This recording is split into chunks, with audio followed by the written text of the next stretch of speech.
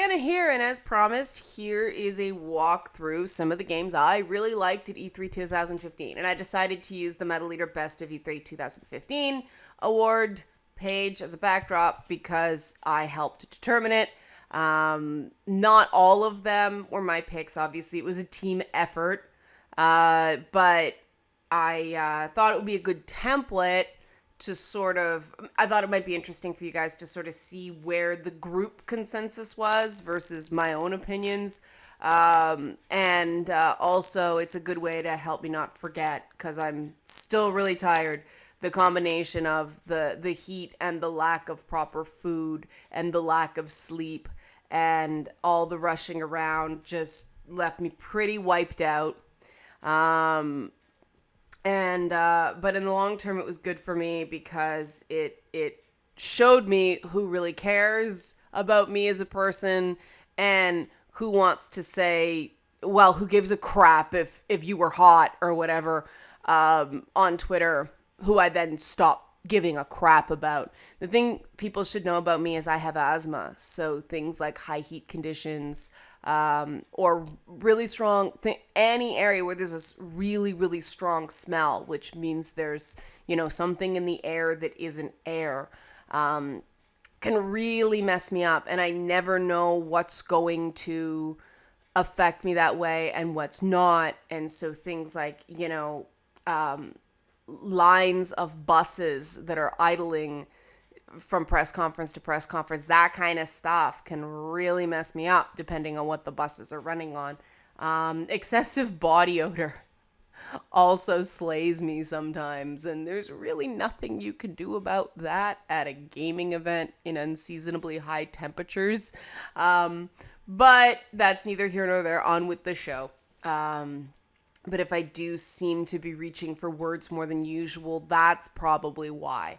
But this was also the first year that Metaleater did awards. I actually met Tony from Metaleater at last year's E3 at a Canadian press party. Xbox does independent things for, well, this year it was all international. It was really quite nice. Because international media gets last priority on everything except Ubisoft. Ubisoft never made us feel like, and by us I mean, international press, because I reached out to a few colleagues at other services just basically saying, are you having issues? And everybody had the exact same issues. It was nothing personal against Metaleater. It's just, if you're not American, you go to the back of the line. And this is really unfortunate, especially for Canada, because we are the third largest producer of video games in the world, but we don't have the population for anybody to really give a crap about us as players, except apparently Ubisoft, because Ubi is awesome that way. I think Ubisoft also just threw open its doors to anyone who would still give them a chance this year because of the Assassin's Creed debacle last year. They were exceptionally penitent this year, and it was quite nice to see. But just moving on, CZC, very best, voted by Metaleater staff. So these picks are not me. Don't yell at me. I will talk about them as I go through, but this is just a, we talked about, new IPs and stuff like that. I'm always hesitant to reward a game based on a launch trailer, because trailers can hide any little burp or issue the game may have. It's not the same as somebody actually driving the game for a press conference. We'll get to that in a minute. You see at the bottom of the screen, Best in Show. The site gave it to Tom Clancy's Rainbow Six Siege. I wanted King's Quest, and I knew that was a long shot. And the problem with Game of Show, if I had my druthers, I would not reward a Game of Show. Metaleater is doing an initiative. It's going to be up pretty soon, where we're allowing the fans to vote on popular IPs. I much prefer that to awarding a Game of Show. Just because how do you compare picking a Game of Show at a show as diverse as E3? It's like comparing apples and oranges. And, how do you compare this great little tight puzzle adventure experience to this, legitimately awesome, story driven, awesome multiplayer shooter, co-op, teamwork, Tom Clancy brand game. You really can't. They excel in different ways. You know, but that doesn't mean one excels more at what it does as another. The reason Rainbow Six Siege, as I understand it, won out is because, first of all, it was playable. And I believe that if you're going to give a Game of Show award, it has to be playable. And it's stable, but also the press conference and the little behind closed doors stuff, it focuses on the story as well as the multiplayer. It's not skimping on the details of what this game is about, how it plays, what the idea is. They had Angela Bassett there. They showed that awesome, motion captured cutscene and all that stuff. They're not smoke and mirroring the marketing of this game. And I really appreciate that because there's a lot of that going on. If I didn't actually play these games, if somebody else on staff played it, I will just say it because, that's only fair. PlayStation 4 exclusive, Uncharted 4. Anybody who saw the PlayStation press conference knew that was in-game footage because the guy's controller malfunctioned.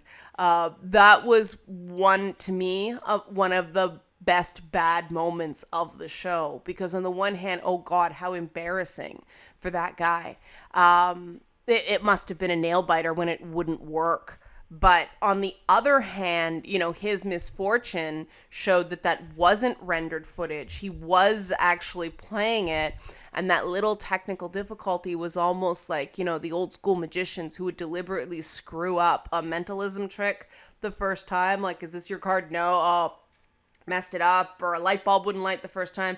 They do that to make it seem more amazing when it actually works. Little psychological trick magicians use. But the fact that it didn't go according to plan, and then it was this stunning, funny, fast-paced, graphically amazing car chase. It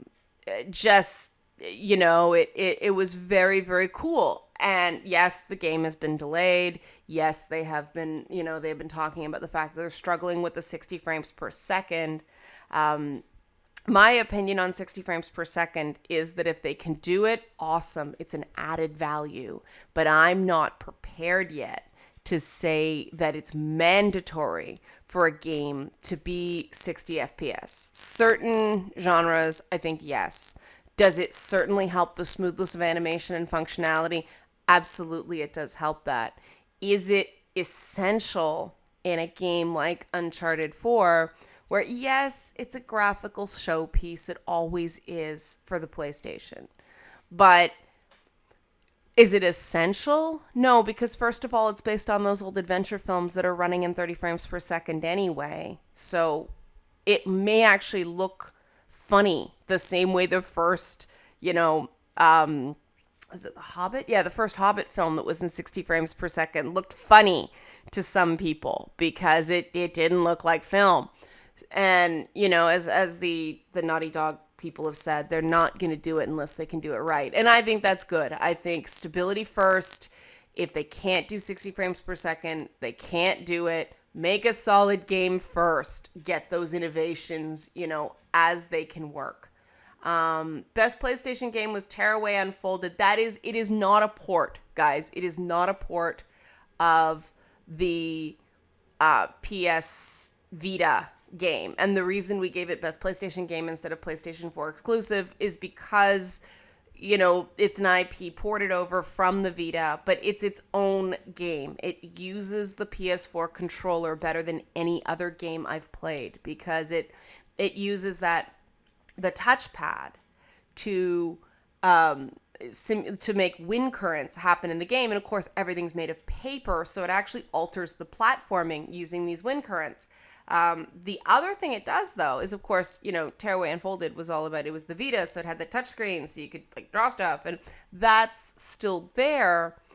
Except what they do in this is they allow you to use the gyroscope in the PlayStation to almost shine a light on the screen like a flashlight that allows you to move stuff around and move objects around when you're doing your little, tearaway segments.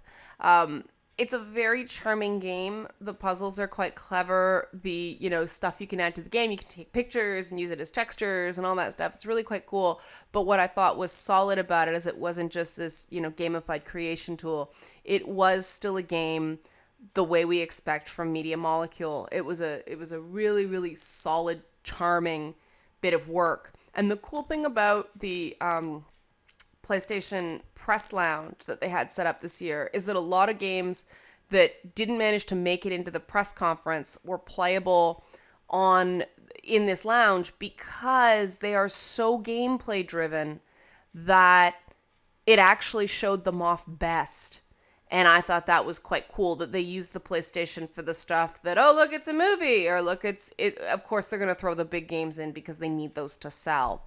But, I liked the fact that they had a place for games that were gameplay driven to really shine. And I discovered a lot of cool stuff that way. There was another game as well called The Tomorrow Children that's sort of based on kind of Marxist ideology, sort of a Marxist dystopia about, working for the collective. It's sort of a builder MMO type thing. And the only thing that sort of sucked about it is because the game is so informed by being an MMO, the world wasn't populated enough at the E3 demo because obviously it's not online yet. So it felt kind of empty, but the art style is amazing, and the concept of this game, where instead of going through all these tutorials and stuff like that, you learn how to do things by copying other people in the game, I thought was really interesting. It's sort of an MMO that uses the fact that it's an MMO instead of being, a hack and slash adventure game that other people just get in your way. Best Xbox One exclusive, Halo 5 Guardians. Really no surprise there. I didn't play Halo. I do appreciate the fact that Xbox is really putting in an effort marketing this game. I think the trailers for it are lousy because there's all this emotional depth in Halo about the loss of Cortana and about the Arbiter and all this stuff, like all this interpersonal stuff you're not seeing in the mass marketed trailers. You have to go hunting for it. But the E3 demo itself, we'll get to this in a bit, was more like an amusement park ride than a game demo. They pulled out all the stops. Rise of the Tomb Raider is best Xbox game. The difference between an Xbox exclusive and an Xbox game, as we demarcated it, was that best Xbox game was the best game available on Xbox. It did not necessarily have to be an exclusive. And we picked, Rise of the Tomb Raider because it has that exclusive period. So obviously it's tied to the Xbox brand. But it also just, the game needs polish between now and when it comes out. There are certain graphics issues in the behind closed doors thing that will absolutely not be acceptable when if the game ships like that. Now, that's why it's behind closed doors, because it means it's an early build, and it's gonna have little things like that. So our job as the press is this, we have to decide for ourselves, is this something we can conceivably see could be fixed by the time the game is released? And they have quite a few months still. So I think it's possible that they can get it right. If they don't get it right, it's going to be a hot mess. But they have promised, more tombs. They're pumping up that spirit of adventure thing. So all the things that I felt detracted from the last Tomb Raider game, they're starting to get there now in terms of the characterization of Lara Croft, in terms of having more puzzles, in terms of having actual tombs. They're trying to course correct to keep that survival action gameplay that was legitimately great in the reboot, but start bringing back elements of the franchise that were also great that, were sort of missing. I think they overcorrected in the last game, trying to modernize the gameplay and trying to make it less of a solitary experience. Now they're trying to find a happy medium. I have high hopes for this game, and last year at this time, I absolutely do not. I think it's been a huge turnaround in the presentation. I was really worried about that trailer where they showed Lara Croft in therapy. I was like, oh God, I do not want to see Lara Croft in therapy. I think therapy's great. I think it's great that it's there, and I'd like to see everybody able to access it. But Lara Croft as a Byronic heroine has certain important stipulations, and therapy, she's self-destructive, and that's part of her. And to do that, I was really worried that it was an indication that they didn't understand what made the character the iconic, beloved video game character that she was. And it was becoming, her gender was starting to get in the way of telling a Lara Croft story. But it seems they pulled away from that. So I don't know why they decided to show that last year. They've apparently learned their lesson, because that's gone from all the stuff this year. And so I have high hopes. I'm really turned around. Best PC exclusive, Anno 2205. I admit I'm not very familiar with this. I didn't pick this. My PC game that I really like was Battlecry, but I don't think that's going to be exclusive to PC. Maybe it will, but I don't know. I would be very surprised if it was. So we went with Anno 2205. I'm going to skip over that one because I don't know enough about it. Battlecry, on the other hand, is just a glorious, glorious free-to-play game. Free-to-play is evolving in such an amazing way. Because I guess it's a valid monetization model now. People know they can make money. You can make predictable money because they've studied it enough now. So the games that are coming out in free-to-play model are astounding, and Battlecry it really is what it promises to be, sort of an intersection of beauty and brutality. And the art style is done by Victor Antonov, who did Dishonored and Half-Life 2. I always get that wrong.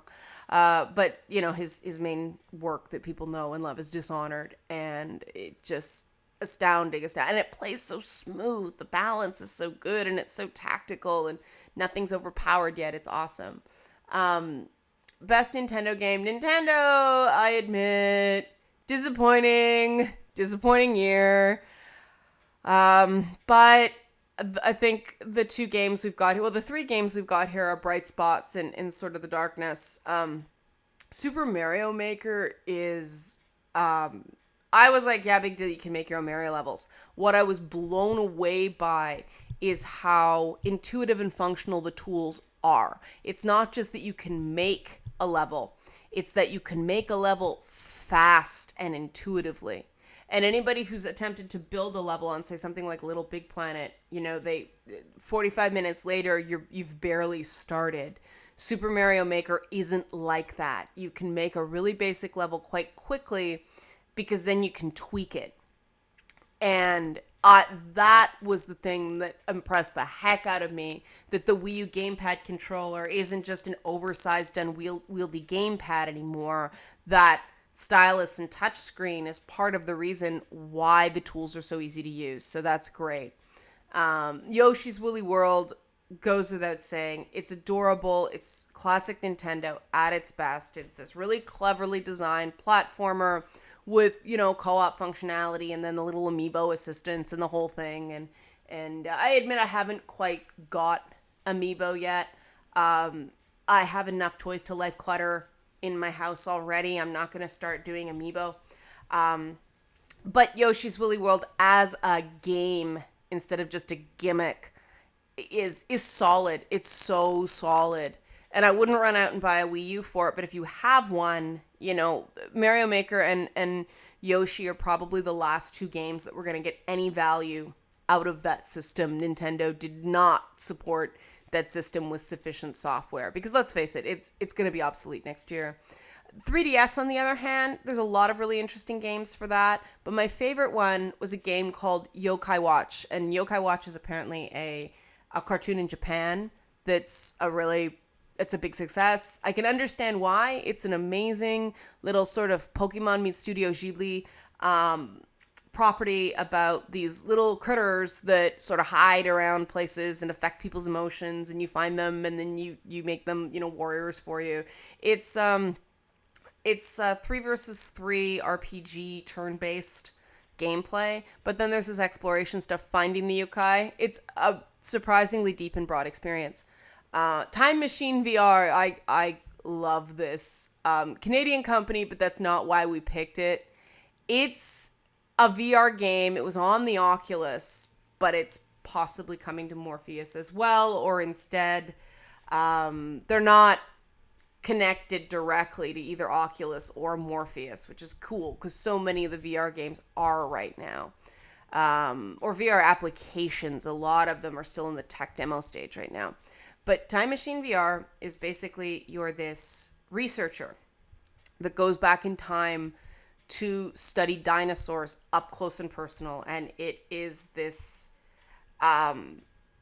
fluid, flowing, beautiful thing, getting in close, especially when you have to do like the eyes or go inside the mouth of these dinosaurs.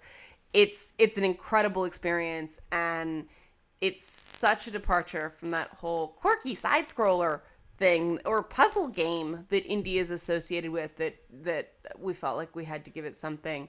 Star Wars: The Thief's End, we've already talked about Star Wars: The Thief's End. Oh, wouldn't that be an awesome game? Battlefront, duh. I mean, Battlefront is sort of a known commodity at this point because it is a resurrection of an old series. We have a basic idea of how it plays already. But it just looks so cool, and the scope of the battles is so big, and it's hard not to get excited, when you're running around and all of a sudden a hero pops in and you get to play Luke Skywalker, Yoda, or all that stuff. I mean, it's a really great formula. It just works. And in the action category, all you really care about is blowing stuff up or killing enemies, right? I mean, that is the core of the action genre, and that's why we gave it to that. Best all ages game, King's Quest.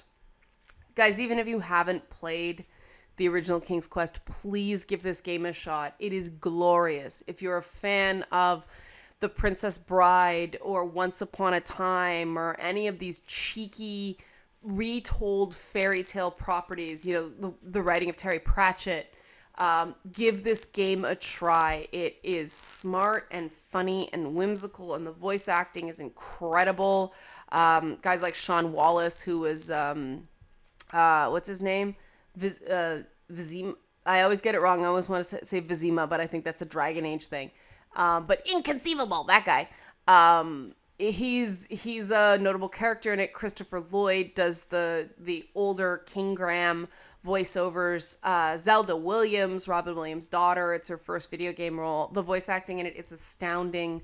The art direction is just beautiful. They printed out the 3D renders and then drew over them by hand to get that distinct look.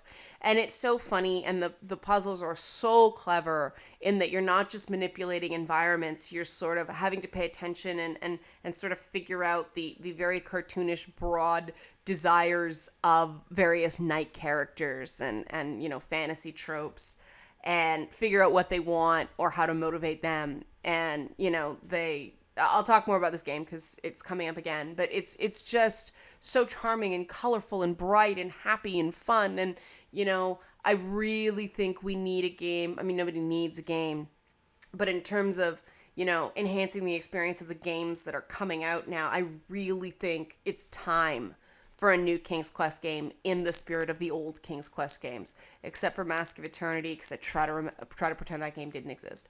Best annual franchise, Call of Duty Black Ops 3. Didn't play it, so I don't know. Best comeback, Doom. I know there's a lot of back and forth because of the gruesome twosome, Jonathan McIntosh and Anita Sarkeesian, about Doom. But guys, let me tell you something about Doom. Doom is Doom, and not in the Marvel Comics way.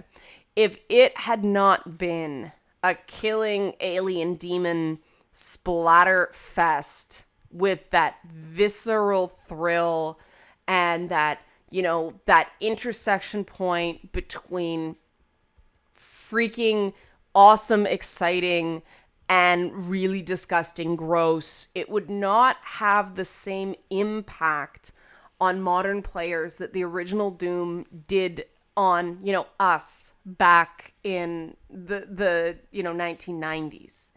And that's the important thing to remember about Doom. If you are trying to moralize Doom, you are doing it wrong.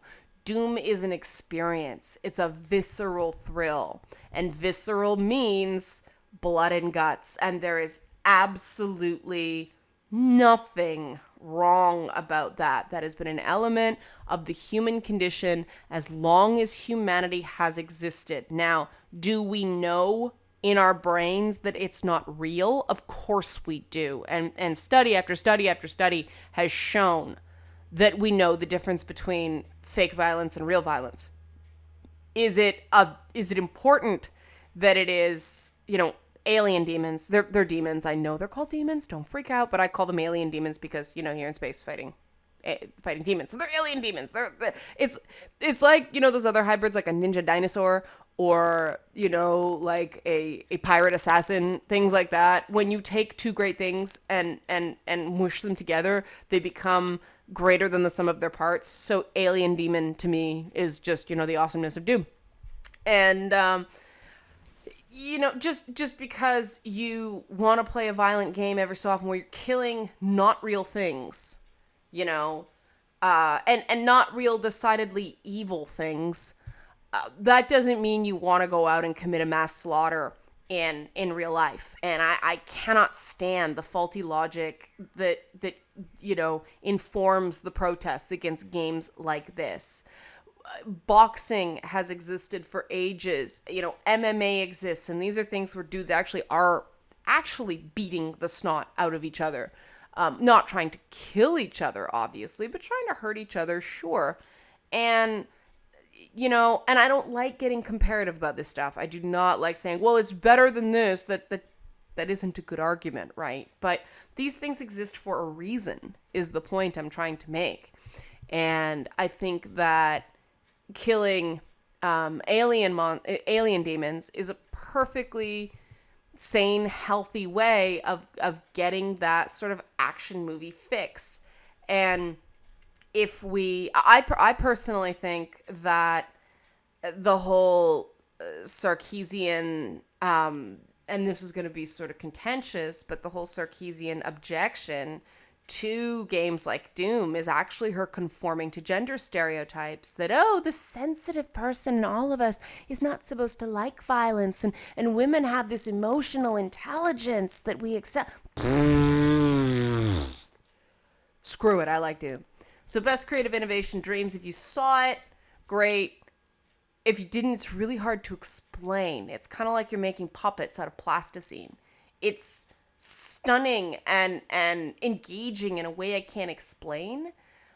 We don't know anything about it as a game, which is why we gave it a creative innovation award and not any sort of gameplay related award, because we don't know that. We can't judge it yet. But as a creative innovation, Dreams just looks spellbinding. Street Fighter V, it's Street Fighter. It was kind of a weak year for fighters, which is disappointing. But Street Fighter V does look really solid. I am no expert on Street Fighter, but I tried to talk to some of the people who seemed really good at the game, and they seemed to really like it compared to Street Fighter 4, so that's awesome. Best game trailer, Ghost Recon Wildlands. Wow, what an amazing trailer. It actually showed gameplay modes. It's amazing how many game trailers don't show gameplay modes these days. They try to market these games like movies instead of games and leave out the most important thing, which is how does it play? Speaking of gameplay, Unravel. Oh my gosh, guys, another game. And I know it's EA. And this is going to fight for people's souls because, yes, it's published by EA. It's also made by a 14-person Scandinavian game company. And the gameplay in this game is a subtle revolution of platforming because the yarn trail is a game changer in terms of the running and jumping mechanic. It's so cool. It plays so slick, and I just loved it. And Yarny's adorable. Best graphics, Assassin's Creed Syndicate. Again, group decision. There were a lot of decisions there. That, I admit, is subjective. But group decision, that's the one that got it. Relics of Gods for best handheld mobile game. This Relics of Gods is a game that is the first North American offering by a Chinese company called Season. And they are sparing no expense on this thing. They, did the music at Skywalker Sound. They have the guy who did Clash of Clans and some of the old Republic stuff. Sorry, am I mixing those up? I think I am. But talent from those franchises is now working on this game. It's kind of like a Final Fantasy light and dark gods and heroes and villains riff.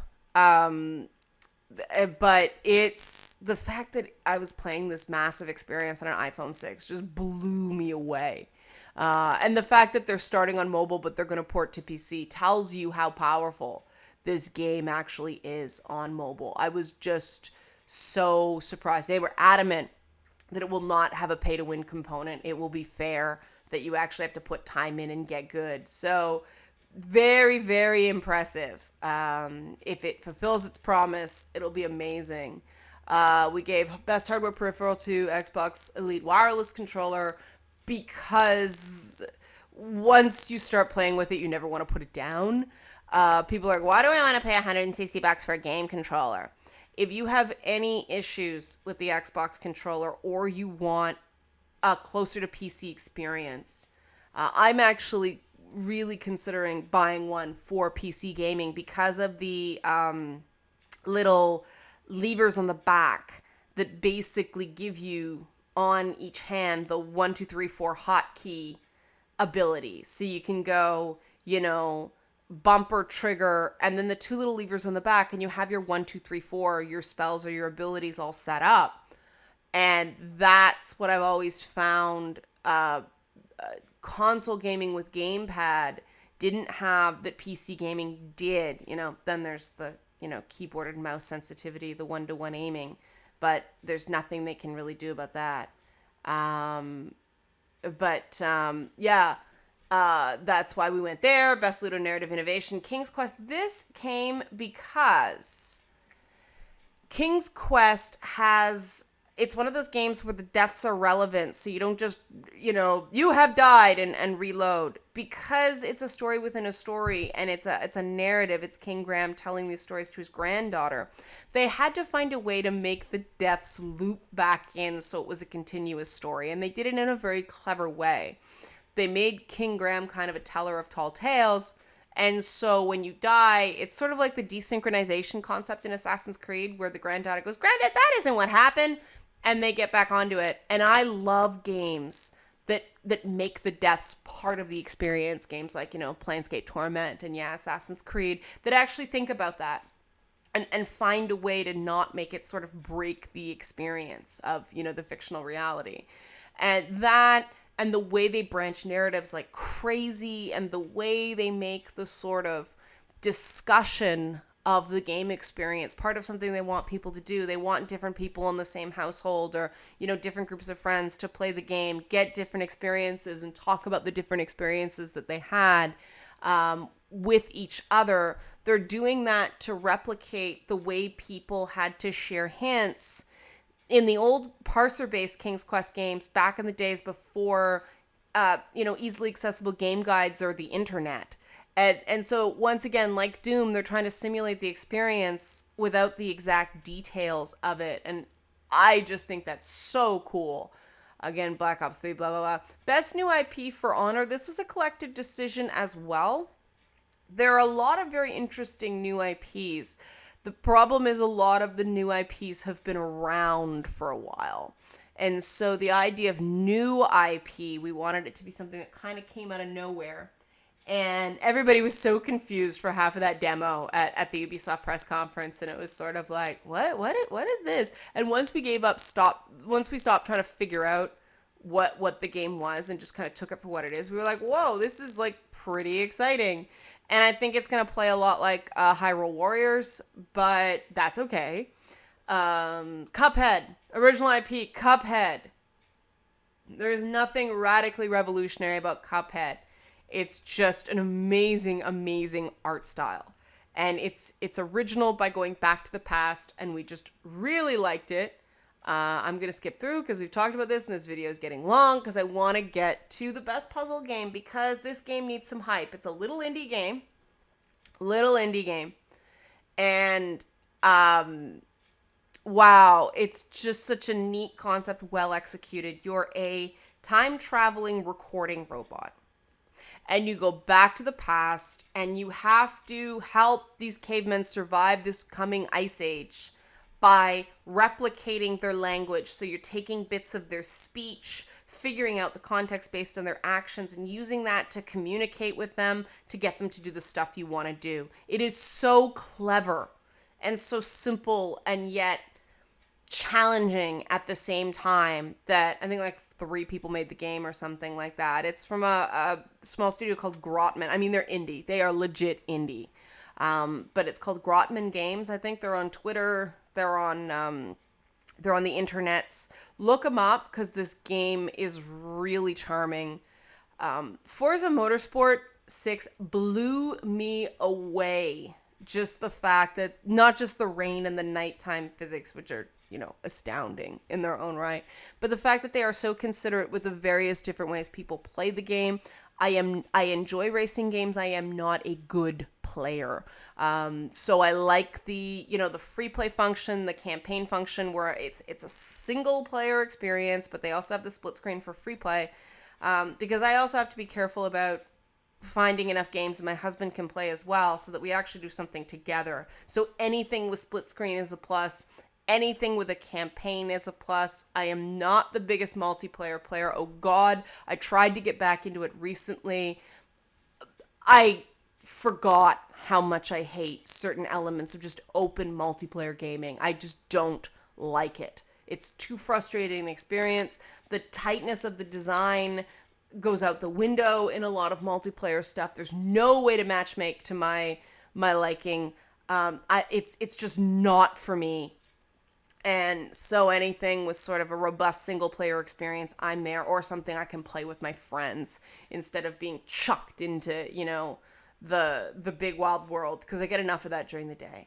Guitar Hero Live, I didn't play it. So Sword Coast Legends, oh my God, another favorite game of the show. Oh my God, just read my write up on this game when it's up. It's just so like Baldur's Gate meets tabletop awesomeness. Like, it's got a great campaign from, some of the people that made Dragon Age Origins, the best freaking Dragon Age game still.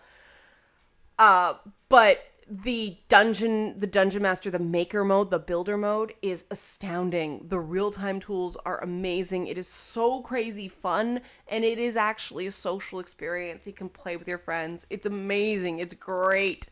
Fallout 4 Best Sequel. I admit I wasn't totally on board with this, but I kind of understand. There's a lot of love for Fallout. I just don't know enough about the game yet to be able to back it. I don't judge games based on trailers. If we're going, okay, this is about trailer, this is about art style, graphics, or something, fine. I'll look at the trailer. But if you're actually asking me about the game, unless I can play 20 minutes of it, I don't feel like I can even begin to form an opinion. And that's where I feel about Fallout 4. Why is this game not playable? And it's out this year. Why? And people are trying to sweep this under the rug. And I don't think that's responsible as media. I think we have to ask the question, why is this game not playable? And what does this mean? If it comes out and it's totally functional and we don't have all these day one problems that we've had with so many games, because Fallout 4 has a big PC community, right? The Fallout franchise. But they're having those, those mod tools and all that stuff and we can't get our hands on it, if it ships clean, if it ships without problems, I will drop my objections. But right now, I'm concerned that it's not playable, and I think I'm justified in that concern. Best sound, I want to get into briefly, just because people are like, oh, Assassin's Creed. It's not cool to give Assassin's Creed anything. Assassin's Creed is give Assassin's Creed because of one game that was kind of buggy. Unity was not the only game to ship buggy last year. I think criticism is totally fair of that game shouldn't ship broken, but I think how much it got in comparison to other games, I think it was unfair. It's just one of these organic phenomenon that happens in gaming. But when we actually broke down sound, and at Metaleater we're sound snobs. There's a music part of the site. Obviously that informs our approach to gaming, and so we're really keen on sound. And there's some great sound engineering in a lot of games. I mean, the sound in Call of Duty is fabulous, but just the fact that Syndicate has this layering, and there's so much going on and so many different kinds of sounds, and sounds that we don't necessarily encounter in the modern day now. They have to get this horses' hoofs on cobblestones and the sound of a carriage rolling by, and layering that with crowd background noise, and having it not all turn to mush, and bird sound, and then the music and the astoundingly well done voice acting. It was a total package. And say what you want about Assassin's Creed as a franchise, the sound engineering has been consistently good, and continues to be good if the demo is any example. And yes, it was playable. NBA Live 16, a lot of sports updates. Most people watching this don't care about sports games. Go and get a stick. Armello is this cool little... It's the one that beat up Bedlam for a strategy game. And the reason for that is the number of layers and different types of strategy you have to play in this game. And, I mean, the anthropomorphized animals I personally liked, but that has nothing to do with it as a strategy game. Armello is a combination of sort of board game, the hexagonal board, like turn-based, like movement point type thing. But it's also got a collectible card game component. And so there's a lot to master. And so I just thought the sheer number of tactics that you had to factor in made this worth a strategy award. It is very complex and very deep, but still cute and kind of fun. And, there's going to be a lot of time. It's apparently out already on PC, which I didn't know. I played the PS4 game. But it's very good. Until Dawn, there's only 2 more games to go, guys. I apologize for the length of this video. Until Dawn, I want to take a moment with, because I want to make sure that people who decide to pick this game up are going to enjoy it. Until Dawn is an homage to those old cabin in the woods. A bunch of friends go on vacation and get, stalked and attacked by a crazed madman in the woods. It is unapologetically drawn to that type of game. And so the characters that you play in sort of a Heavy Rain style walking novel plus thing, they're stupid in the way that characters in those movies are. I'm pretty sure some people are going to take issue with the main character. I think her name's Stephanie, because she is a blubbering mess, like freaking out. Oh my God, he's gonna get me! Oh my God, oh, he's getting me! Oh my God! Like, there's a lot of that. And anybody who has an issue with, the whole damsel in distress. This isn't even damsel in distress. This is damsel having complete and total meltdown territory, okay? And I'm sure it's going to take some flack. Now, is that part of these games? Yes, it is. It's just very interesting to me how it bothered me a lot more in a video game than... it did have an impact on me. And so it's hard to tell from the demo whether the butterfly effect thing works as promised, meaning it changes, the outcome of the game in ways you can't predict, or whether it's just going to be a gimmick. But it's a game that is hard to judge from a demo, but we gave it survival horror because it actually was, a horror game that was aware of horror traditions, and it's very cool in that way. I just really want to caution people, make sure it's your cup of tea before you dive in. Not for political reasons. No, of course not. This is me, guys. Just because I want people to actually enjoy the game. And then, of course, biggest surprise is Shenmue 3. The thing about Shenmue 3 is try to explain to somebody who doesn't understand the deal with Shenmue 3 why this was such a big deal. It's hard. It's hard to, because the whole idea, it was the third thing that everybody sort of gave up ever seen the light of day. But I think also the thing that I thought was cool is Sony so actively embracing the Kickstarter model for a game like this, because I think it's the only way you can really do a game like a Shenmue 3, because it does have a limited audience, right? It has a limited player base. But that player base deserves to have the story finished, right? So I thought Kickstarter was very clever because it's a way to weigh interest. Is there enough interest in this game to offset the risk of putting it out? I think this is a very clever use of Kickstarter by a big company. And that's a lot for me to say, because as a rule, I object to big companies inhabiting the Kickstarter space. I think that these multi-billion-dollar corporations should take some freaking financial risk to help artists make some real money up front. But in this case, I get it. It makes sense. And bravo to PlayStation for thinking outside the box a little. So that's the wrap up of games. This was a very long video.